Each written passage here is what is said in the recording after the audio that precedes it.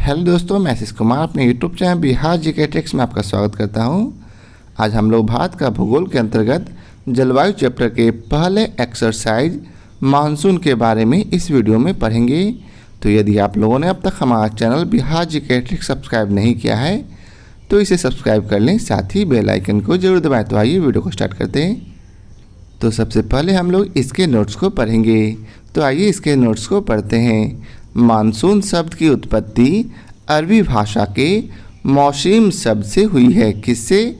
तो मौसम शब्द से, जिसका तात्पर्य मौसम या ऋतु से है। परंपरागत रूप से मानसून का संबंध मौसमी हवाओं में परिवर्तन से है, जिसके माध्यम से दक्षिण एवं दक्षिण पूर्व एशिया के देशों में वर्षा होती है। भारत में कुल वर्षा का अधिकांश भाग अर्थात 95% भाग दक्षिण पश्चिम मानसून से प्राप्त होता है। भारत में इसकी सक्रियता जून से सितंबर तक रहती है। दक्षिण पश्चिम मानसून का प्रारंभ भारत के केरल राज्य से शुरू होता है। भारतीय मानसून का अधिकांश भाग अभी भी वर्षा पर निर्भर है, अतः मानसून का समय पर आना कृषि के लिए अच्छा माना जाता है। भारत एक उपोष्ण मानसूनी जलवायु वाला देश है। आपसे यह प्रश्न पूछा जा सकता है कि भारत कैसा मानसूनी जलवायु वाला देश है? तो इसका उत्तर है उपोष्ण मानसूनी जलवायु वाला। नीचे आपको मानचित्र दिया गया है, जिसके में आपको बतलाया गया है कि कौन सी हवाएं कब और किधर से आती है। तो आप लोग चाहें तो इसके स्क्रीनशॉट ले सकते हैं। अब आइए चलते हैं, आगे पढ़ते हैं। भारतीय मानसून की उत्पत्ति, मानसून की प्रारंभिक अवस्था। तो पहला है मानसून की प्रारंभिक अवस्था। मानसून की उत्पत्ति का मुख्य कारण जलीय तथा स्थलीय भाग का भिन्न भिन्न मात्रा में गर्म होना है।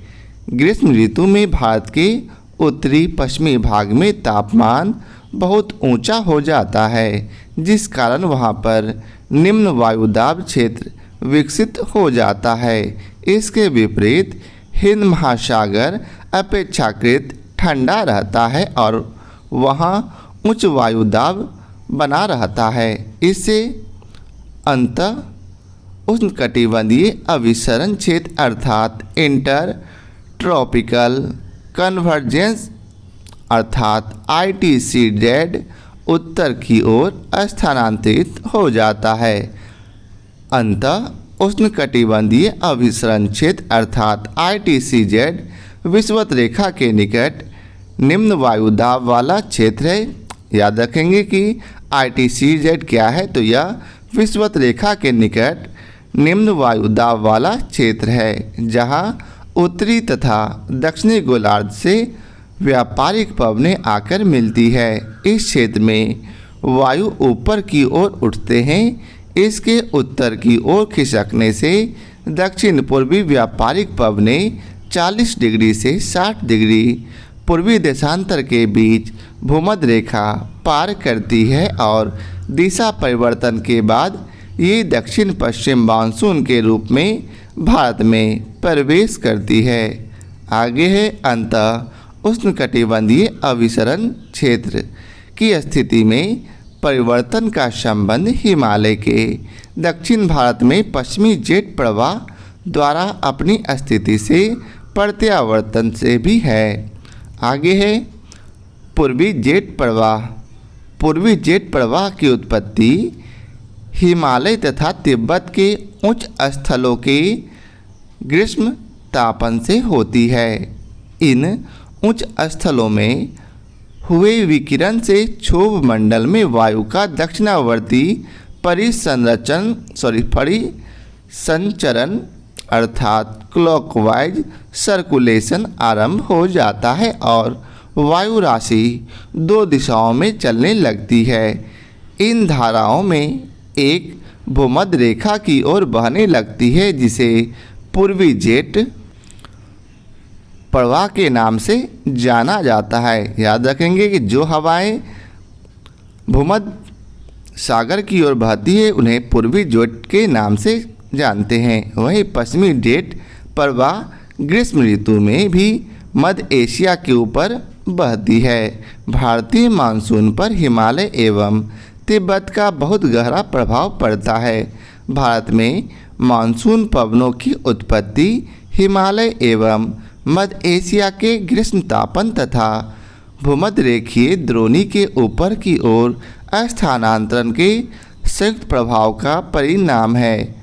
आगे है मानसूनी वर्षा। मानसूनी वर्षा निरंतर नहीं होती, इनके वर्षा काल में अंतराल पाया जाता है। भारत के उत्तरी मैदान में बंगाल की खाड़ी से उत्पन्न होने वाले उष्णकटिबंधीय चक्रवात वर्षा होते हैं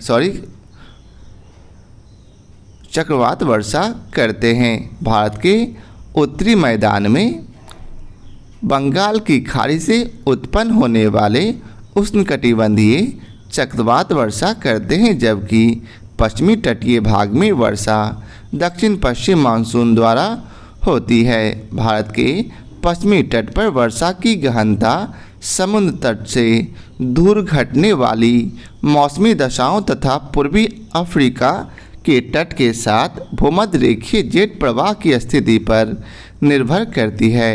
बंगाल की खाड़ी में उठने वाले उष्णकटिबंधीय चक्रवातों की संख्या तथा उनका मार्ग अंतः उष्णकटिबंधीय अभिसरण की स्थिति पर निर्भर करती है।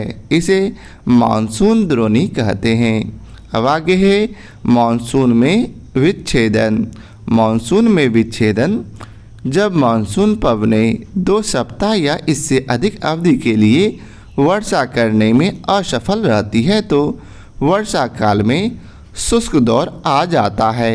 इसे मानसून का विच्छेदन कहते हैं। मानसून विच्छेदन का प्रमुख कारण उष्णकटिबंधीय चक्रवातों में कभी आना या भारत में अंतः उष्णकटिबंधीय अभिसरण क्षेत्र की स्थिति में परिवर्तन आना है। अब है मानसून का प्रत्यावर्तन। तो आइए जानते हैं मानसून का प्रत्यावर्तन किसे कहते हैं।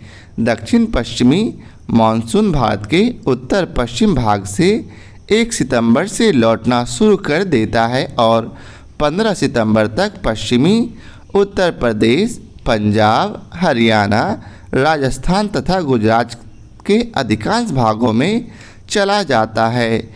मध्य अक्टूबर तक दक्षिण पश्चिम मानसून दक्षिणी प्रायद्वीप तक लौट जाता है। लौटते ही पवनें बंगाल की खाड़ी से जल वाष्प ग्रहण कर लेती है और उत्तर पूर्वी मानसून के रूप में तमिलनाडु पहुंचकर वहां पर वर्षा करती है। अब आइए चलते हैं इसके प्रश्न कोश को पढ़ते हैं। तो पहला प्रश्न है मानसून शब्द की उत्पत्ति हुई है, तो इसका उत्तर है अरबी भाषा से। मानसून शब्द की उत्पत्ति अरबी भाषा के मौसम शब्द से हुई है, जिसे मौसम या ऋतु से इसका तात्पर्य है।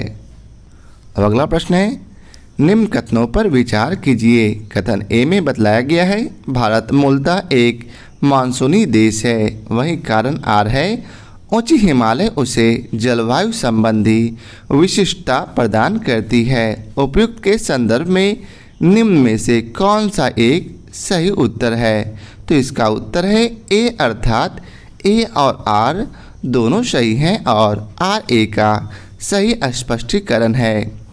भारत मूलतः मानसूनी देश है, जहाँ की जलवायु में मानसूनी जलवायु की लगभग सभी विशेषताएं पाई जाती है, अतः कथन ए सही है। हिमालय पर्वत भारतीय जलवायु को इन मायनों में विशिष्टता प्रदान करता है क्योंकि यह मानसूनी हवाओं के लिए भौतिक अवरोध उत्पन्न करता है, जिसके फलस्वरूप भारत में मानसूनी हवाओं का पूर्णतः प्रसार संभव हो पाता है और मानसून की भरपूर वर्षा हो पाती है। साथ ही यह मध्य एशिया से आने वाली शीत हवाओं को रोककर भारत की पूरी तरह रक्षा भी करता है। इस प्रकार यह दो भिन्न जलवायु वाले भागों को पृथक करता है। अतः कारण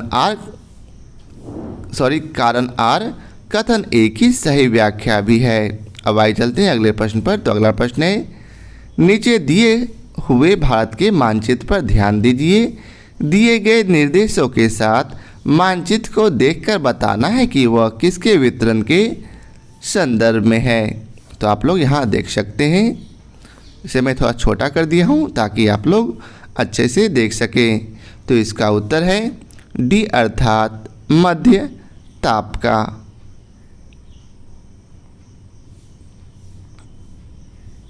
उपर्युक्त मानचित्र को देखने से यह स्पष्ट हो रहा है कि उपर्युक्त रेखाएं समताप रेखाएं हैं, अर्थात मानचित्र मध्य ताप को दिखा रहा है। अब आगे है अगला प्रश्न, निर्देश दिए गए प्रत्येक प्रश्न में कथन या दावा ए एवं उससे संबंधित तर्क या कारण आर दिए गए हैं। आप अपने उत्तर के रूप में निम्नलिखित विकल्पों में से किसी एक को चुनें। अभी कथन ए में बतलाया गया है भारत की जलवायु उष्णकटिबंधीय मानसून की तरह है। वहीं कारण आर में बतलाया गया है भारत उष्णकटिबंधीय अक्षांशों के बीच अवस्थित है। तो इसका उत्तर है बी अर्थात यदि ए सही है एवं आर गलत है। अब आइए चलते इसके विस्तार को पढ़ते हैं। भारत एक उष्णकटिबंधीय मानसूनी जलवायु वाला देश है। भारत उष्णकटिबंधीय अक्षांशों के बीचों बीच अवस्थित नहीं है, बल्कि इसके मुख्य भूमि का विस्तार 8 डिग्री 4 मिनट से 37 डिग्री 6 मिनट उत्तरी अक्षांशों के मध्य है। अब अगला प्रश्न है, भारत के किस राज्य में मानसून का आगमन सबसे पहले होता है। तो इसका उत्तर है केरल। दक्षिण पश्चिम मानसून का प्रारंभ भारत के केरल राज्य से शुरू होता है। भारतीय कृषि का अधिकांश भाग अभी भी वर्षा पर ही निर्भर है। अब अगला प्रश्न है, भारत में ग्रीष्मकालीन मानसून के प्रवाह की सामान्य दिशा है। तो इसका उत्तर है दक्षिण पश्चिम से उत्तर पूर्व। भारत में ग्रीष्मकालीन मानसून के प्रवाह की सामान्य दिशा दक्षिण पश्चिम से उत्तर पूर्व की ओर होती है। शीतकाल में इसकी दिशा उत्तर पूर्व से दक्षिण पश्चिम की ओर होती है। भारत में अधिकांश वर्षा दक्षिण पश्चिम मानसून से ही प्राप्त होती है। अब अगला प्रश्न है, भारतीय उपमहाद्वीप पर ग्रीष्म ऋतु में उच्च ताप और निम्न दाब हिंद महासागर से वायु का आकर्षण करते हैं, जिसके कारण प्रवाहित होती है। तो इसका उत्तर दक्षिण पश्चिमी मानसून। ग्रीष्म ऋतु में भारत में उच्च तापमान के कारण उत्तर पश्चिम भारत में निम्न दाब की स्थिति बनती है, जिस कारण दक्षिण पश्चिमी मानसून हवाएं भारत में प्रवेश करती है। अब नीचे है अगला प्रश्न, नीचे दिए हुए जलवायु आरेख पर ध्यान दीजिए। उपयुक्त जलवायु आरेख किस क्षेत्र के प्रसंग में है। तो इसका उत्तर है डी अर्थात भारत का उत्तर पूर्वी क्षेत्र।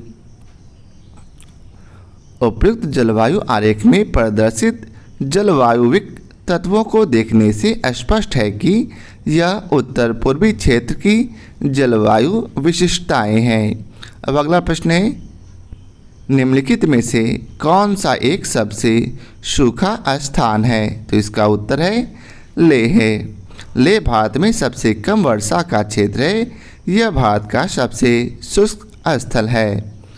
अब अगला प्रश्न है, भारत को उष्णकटिबंध और उपोष्ण कटिबंध में विभाजन करने के आधार के रूप में मानी गई जनवरी की समताप रेखा है। तो इसका उत्तर है 18 डिग्री सेल्सियस। भारत को उष्णकटिबंध और उपोष्ण कटिबंध में विभाजन करने के आधार के रूप में मानी गई जनवरी की समताप रेखा 18 डिग्री सेल्सियस है। अब अगला प्रश्न है, भारत के किस भाग में सर्वाधिक दैनिक तापांतरण पाया जाता है? तो इसका उत्तर राजस्थान के मरुस्थलीय क्षेत्रों में।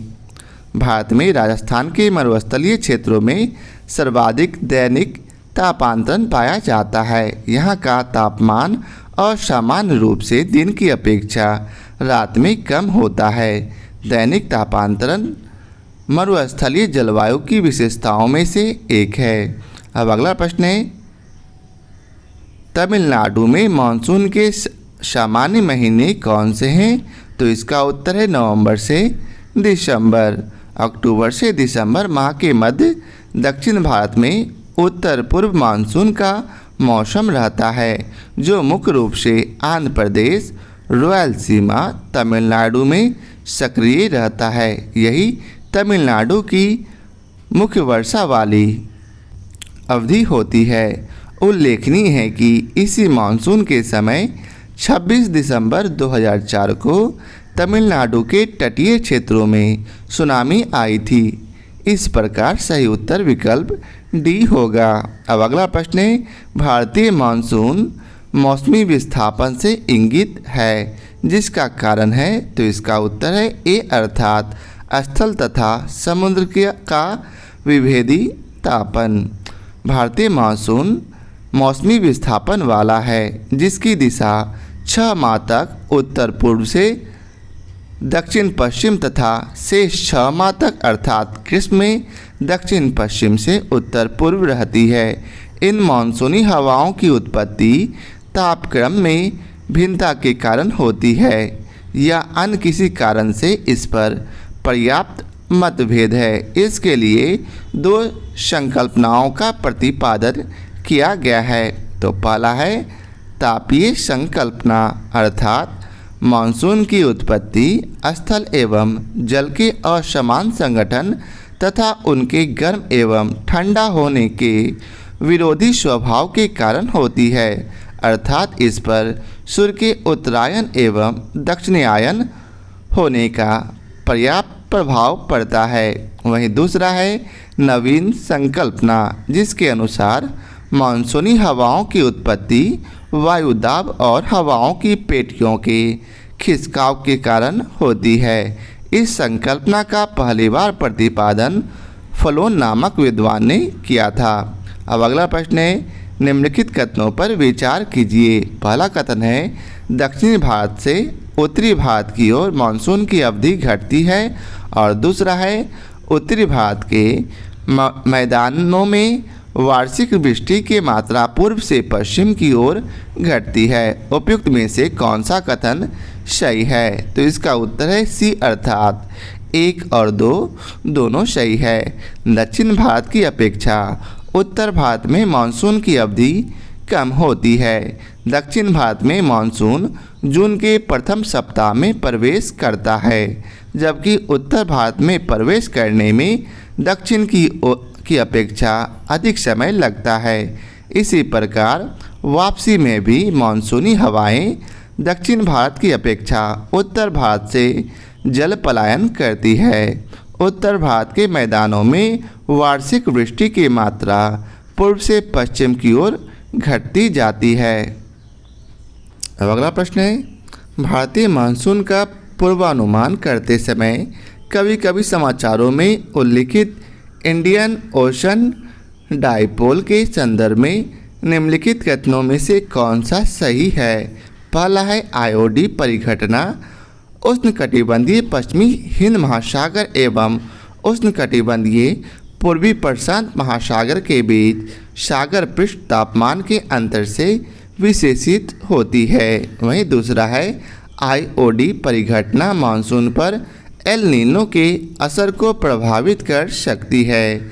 नीचे दिए गए कोड का प्रयोग कर सही उत्तर चुनिए। तो इसका उत्तर है केवल 2। इंडियन ओशन डाइपोल को भारतीय नीनो के नाम से भी जाना जाता है। यह समुद्री सतह के तापमान के अनियमित दोलन का परिणाम है, जिसके पश्चिमी हिंद महासागर का तापमान प्रकारांतरेण पूर्वी हिंद महासागर की अपेक्षा गर्म एवं ठंडा हो जाता है। अतः कथन 1 गलत है। यह परिघटना मानसून पर एल नीनो के असर को प्रभावित कर सकती है। इस प्रकार कथन 2 सही है, अतः विकल्प बी सही उत्तर है। अब अगला प्रश्न है, अमृतसर एवं शिमला लगभग एक ही अक्षांश पर स्थित है, परंतु उनकी जलवायु में भिन्नता का कारण है। तो इसका उत्तर है उनकी ऊंचाई में भिन्नता। अमृतसर एवं शिमला जिले लगभग एक ही अक्षांश पर स्थित हैं, परंतु उनकी जलवायु में भिन्नता का कारण उनकी ऊंचाई में भिन्नता का होना है। अमृतसर की समुद्र तल से ऊंचाई 175 से 200 मीटर है, जबकि शिमला की समुद्र तल से ऊंचाई 300 से 6000 मीटर है। क्षोभ मंडल में ऊंचाई बढ़ने के साथ ही तापमान में गिरावट आती जाती है। अब अगला प्रश्न है, निम्नांकित में से कौन सी एक प्रकार की जलवायु का छत्तीसगढ़ राज्य में फैलाव पाया जाता है? तो इसका उत्तर है आर्द्र दक्षिण पूर्व। भारत में विस्तृत विभिन्न जलवायु क्षेत्रों में आर्द्र दक्षिण पूर्व के अंतर्गत पश्चिम बंगाल, छोटा नागपुर, उड़ीसा पठार, दक्षिणी छत्तीसगढ़ और उत्तर पूर्वी आंध्र प्रदेश सम्मिलित हैं। उपाद्र संक्रमणीय के अंतर्गत मध्य गंगा मैदान का भाग आता है। उपाद्र तटीय के अंतर्गत कोरोमंडल तट का क्षेत्र आता है। उपाद्र महाद्वीपीय जलवायु क्षेत्र का विस्तार ऊपरी गंगा मैदान में है। अब अगला प्रश्न है, निम्नांकित क्षेत्रों में कौन सा क्षेत्र मानसून की अरब सागर शाखा से अधिक प्रभावित नहीं होता? तो इसका उत्तर है Chhattisgarh basin. Chhattisgarh basin monsoon की अरब सागर शाखा से अधिक प्रभावित नहीं होता है, क्योंकि अरब सागर से उठने वाला मानसून पश्चिमी घाट से टकराने के बाद 2 शाखाओं में विभक्त हो जाता है। पहली शाखा अरावली पर्वत के समांतर चलते हुए उत्तर भारत तक चली जाती है तथा दूसरी शाखा विंध्य पर्वत से टकराने के बाद गुजरात, मध्य प्रदेश तथा पश्चिमी छत्तीसगढ़ के क्षेत्रों में वर्षा करती है। अतः स्पष्ट है कि छत्तीसगढ़ बेसिन अरब सागर मानसून से अधिक प्रभावित नहीं होता है। अब अगला प्रश्न है, निम्नलिखित स्थानों में से कहाँ पर आर्द्र जलवायु का अनुभव होता है? तो इसका उत्तर है डी अर्थात 2 तथा 4 में, अर्थात कोचीन और तेजपुर में।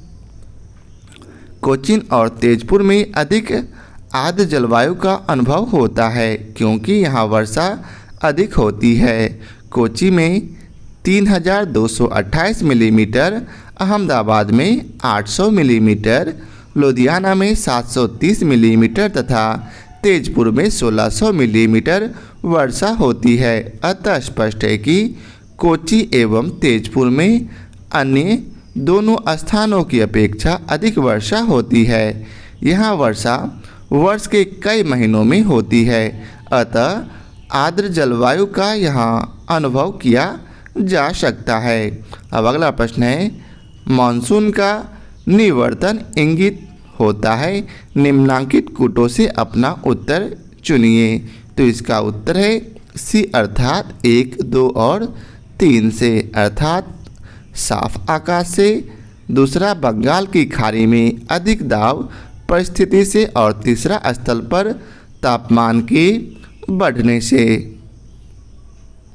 उत्तरी भारत से जब मानसून लौटने लगता है तो प्रारंभ में तापमान में थोड़ी सी वृद्धि होती है।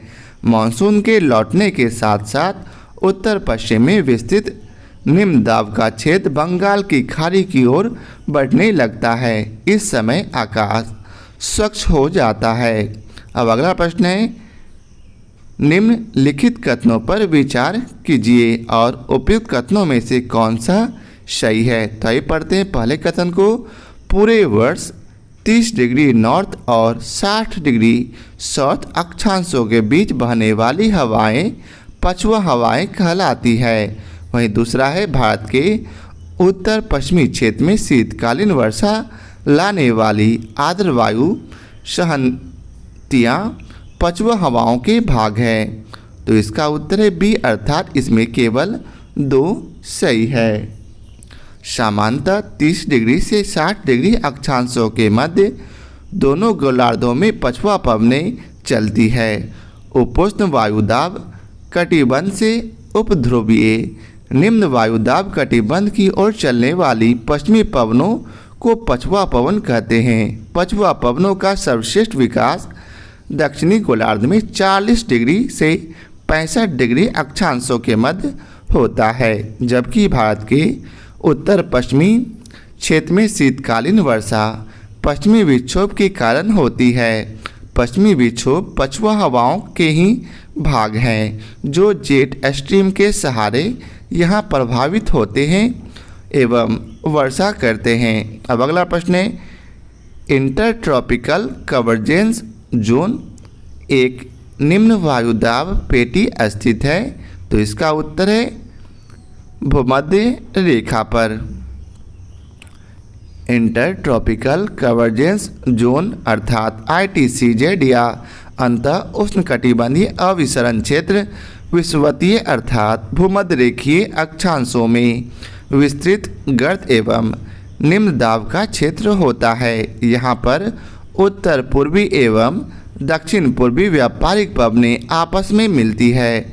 यह अभिसरण क्षेत्र विषुवत वृत्त या भूमध्य रेखा के लगभग समांतर होता है, लेकिन सूर्य की आभासी गति के साथ साथ यह उत्तर या दक्षिण की ओर खिसकता है। अतः विकल्प डी भूमध्य रेखा पर सही उत्तर है। अब अगला प्रश्न है, राजस्थान में मई से जून महीनों में उत्पन्न होने वाली धूल भरी आंधियों के लिए उत्तरदायी हैं। तो इसका उत्तर है केवल एक, अर्थात कुछ स्थानों पर संवहनीय धाराओं की उत्पत्ति होती है। यहाँ इसका ऑप्शन डी होगा।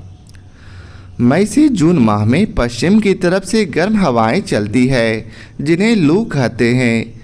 इस लू के कारण यहाँ निम्न वायुदाब का क्षेत्र बन जाता है।